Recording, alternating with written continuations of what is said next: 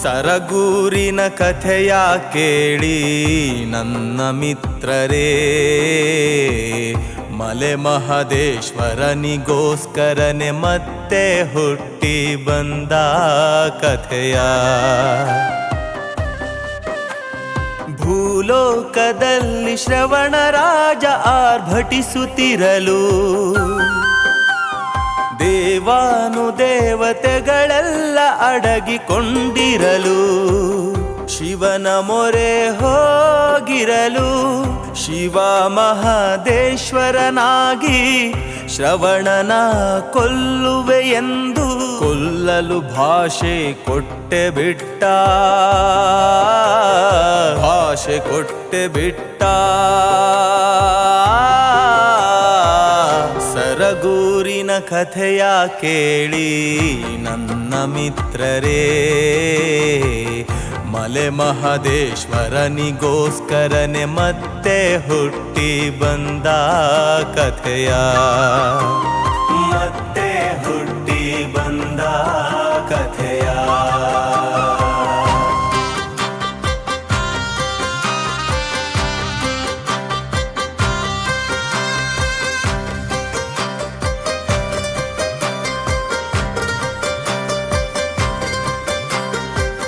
ಶಿವನು ಊಟಕ್ಕೆ ಏರ್ಪಾಡು ಮಾಡಿದನು,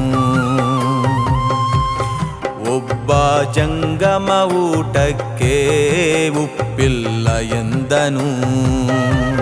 ಶಿವನು ತನ್ನ ಬೆವರನ್ನು ಕೆಳಗೆ ಹಾಕಿದ, ಅದಕ್ಕೆ ಒಬ್ಬ ಉಪ್ಪಲಿಗ ಹುಟ್ಟಿಕೊಂಡ.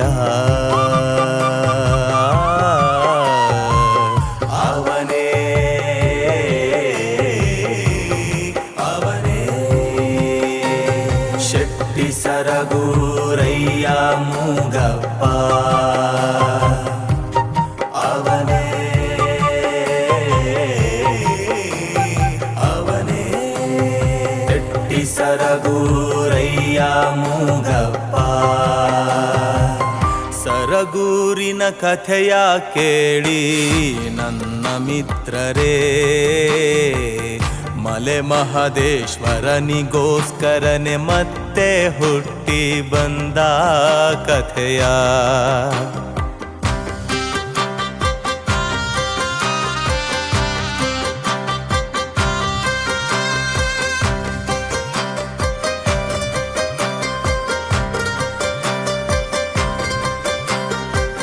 ಶಿವನು ಆಜ್ಞೆ ಮಾಡಿ ಉಪ್ಪು ತಯಾರು ಮಾಡಲು ಹೇಳಿದ, ಆಜ್ಞೆಯನ್ನು ಪಾಲಿಸಿ ಮೂಗಪ್ಪ ಭೋಜನ ಮಾಡಿ ಬಡಿಸಿದ.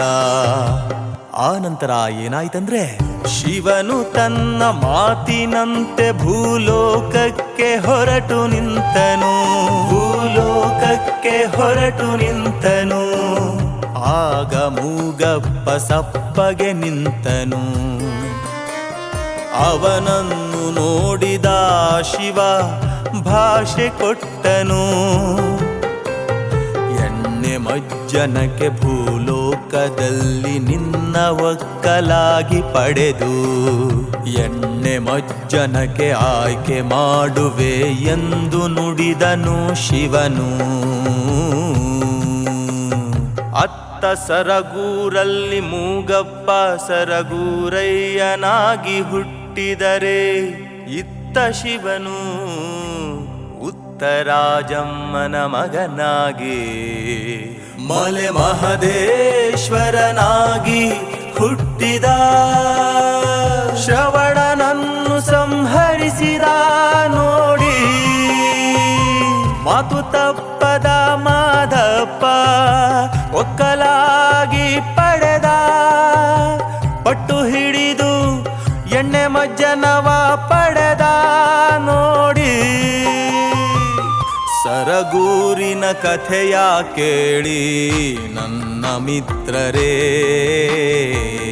ಮಲೆ ಮಹದೇಶ್ವರನಿಗೋಸ್ಕರನೆ ಮತ್ತೆ ಹುಟ್ಟಿ ಬಂದ ಕಥೆಯ, ಮತ್ತೆ ಹುಟ್ಟಿ ಬಂದ ಕಥೆಯ.